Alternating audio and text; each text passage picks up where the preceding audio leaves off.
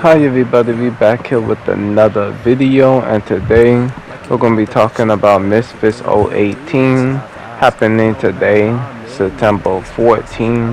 Right now it's about 6:12 in the morning for me. The call is going to be starting around 1 p.m. And I haven't did my predictions yet. I've been on a streak so far doing my predictions for every count from like Misfits 16 in Miami, I think. And this is going to be a pretty stacked card because they got all three of the female champions. They got a tournament all happening at once. And we'll get to know who's going to be fighting Yeti Gang with the possibility of fighting Dean afterwards. So starting off the card, we got the kickoffs. I think it's consistent of Big Topes, Kales, Idris Volgo, and Fespatisa. I could be wrong, but I think those are the four fighters on the prelims or the kickoffs.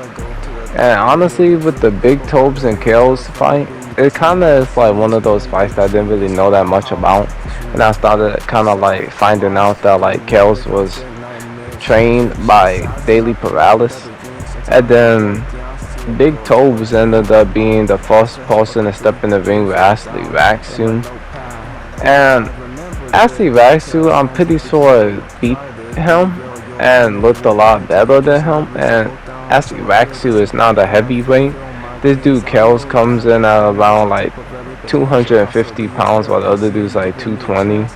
So I'll have to probably give it to Kels if I'm being realistic here. He's trained by Daily, got the weight advantage.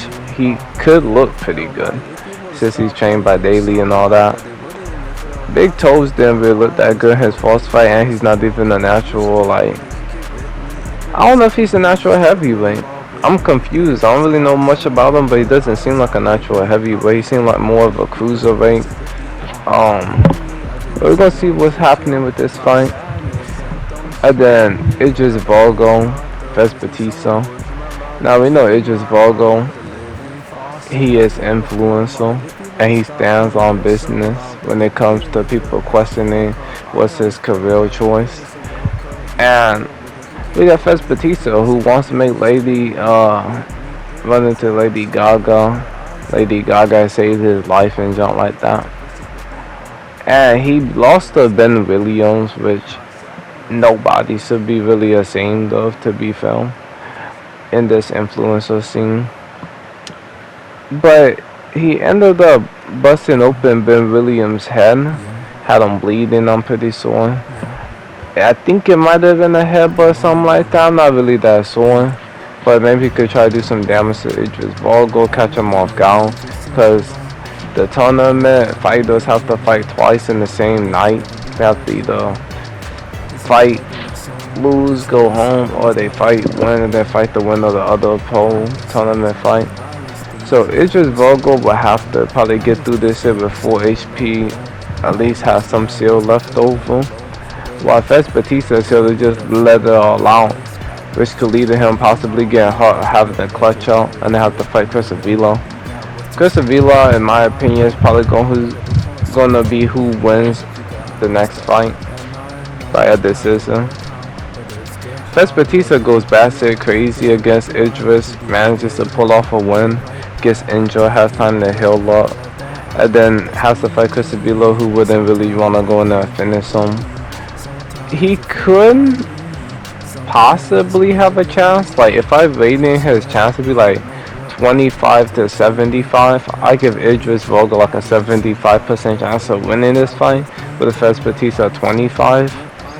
But if he can pull this off, there's a possibility that he could probably win the Tony.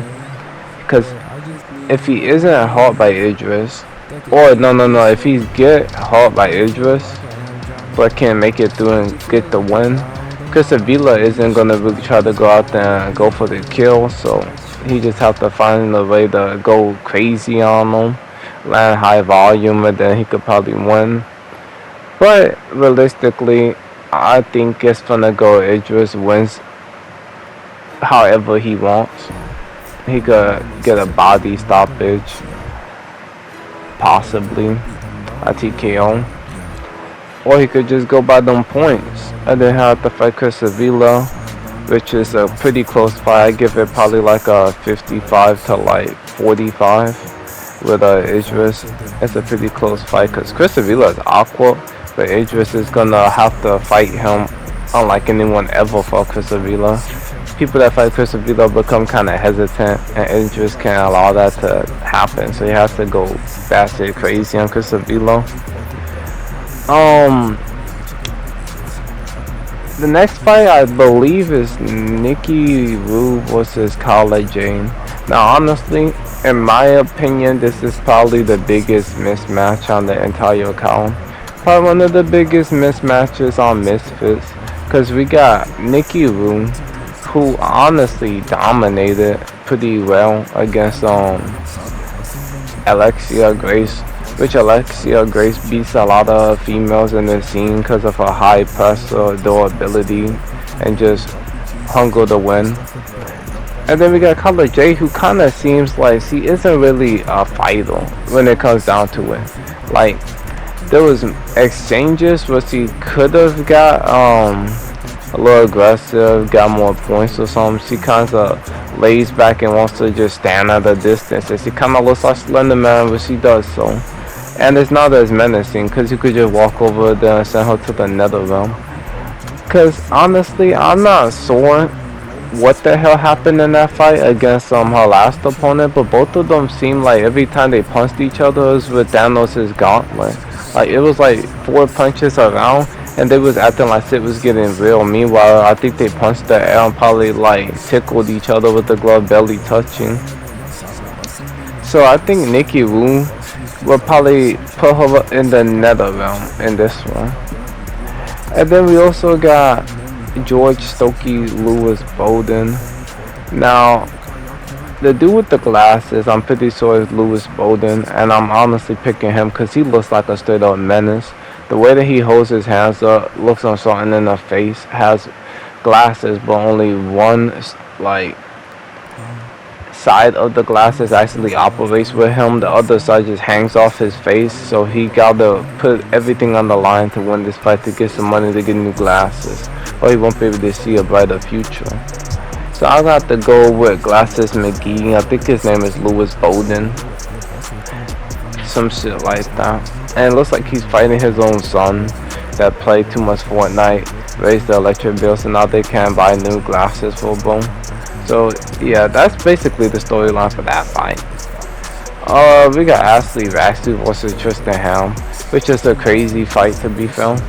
Cause if Ashley Raxu was to fight this motherfucker, like how he fought Kenny, where it was like in phases, and Tristan Helm fought Le'Veon in phases, they're gonna be just walking around the ring, and then one boy's just gonna like, oh, you wanna fight? Then he's gonna jump forward and start hitting Bo with all types of crazy shit.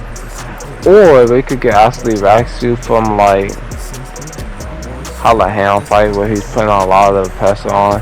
But I think Tristan has less to worry about than Ashley Raxu. Tristan Helm naturally weighing more. May Ashley Raxu go back up in weight, which he fought at pretty much, I think, against one of his first opponents. One of Ashley's first opponents, he fought around this weight. But then he lost quite a bit of weight, and now he has to come back and fight Tristan, which came down in weight after fighting Le'Veon Bell. And Tristan has been trying to dominate him throughout fight week, little Bo him. And you know Tristan always has to try to seem like the superior when he's fighting a black guy. Only when he's fighting black guys he pulls up with a stiffy at the weigh-in. Honestly, I don't know what's up with Tristan, Bo. He doesn't seem really trustworthy.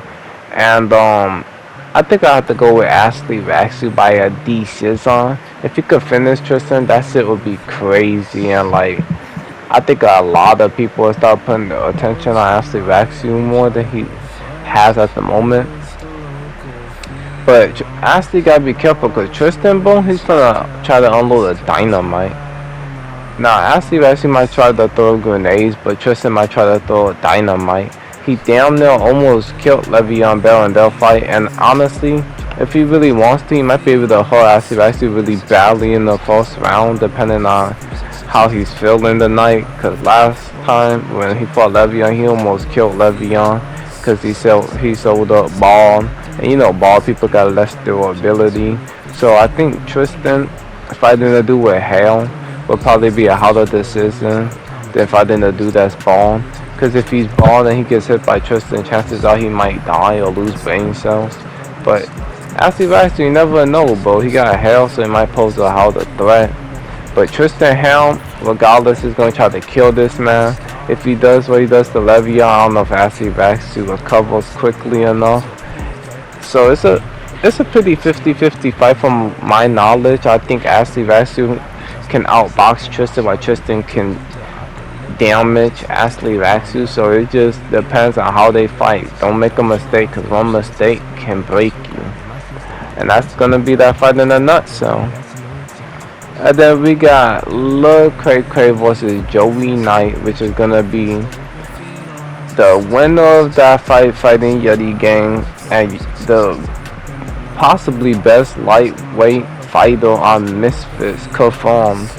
And honestly, it's a similar way to the Ashley Baxter and Tristan Helm fight, but I feel like Lil Cray Cray has the tools to outbox Joey Knight.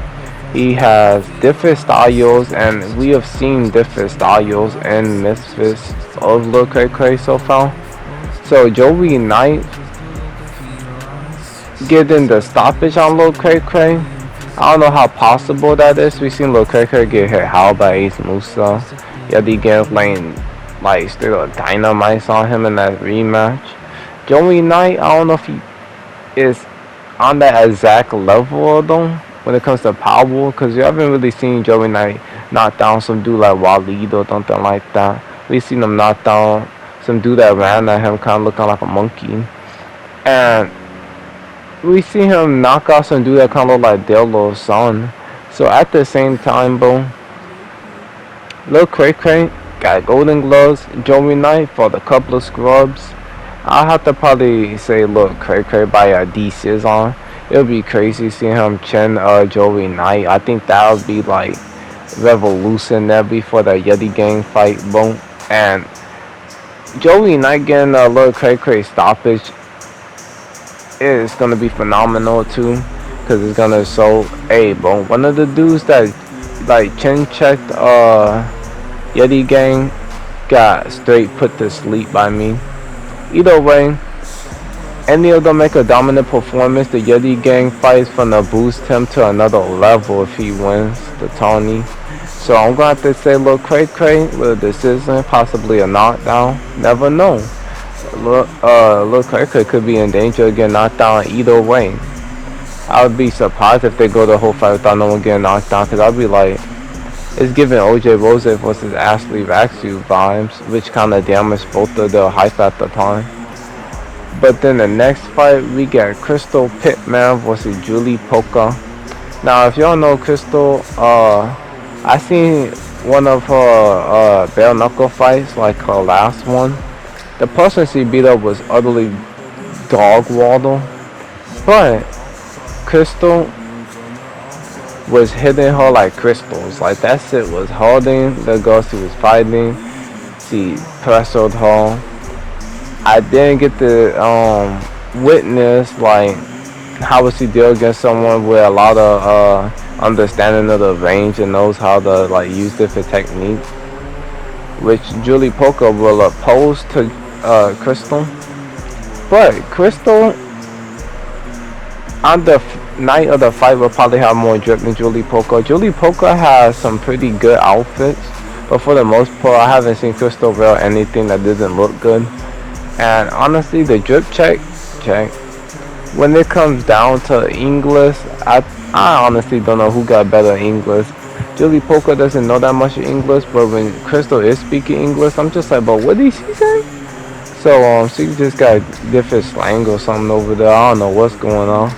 But Julie Polka should win this fight, honestly. But I think Crystal is gonna give a lot of like room to improve for Julie Polka, because she's gonna do some things that's gonna be successful. But Julie Polka could probably hurt Crystal pretty badly. But Crystal got a chin on her, bro. Crystal taking a lot of hits. Um, but that's on Knuckle. You never know. The impact of the glove maybe could daze her. I ain't even talking about no ZZZ, but she might be sleeping. Um, then we got L Bookie versus Jenny Savage.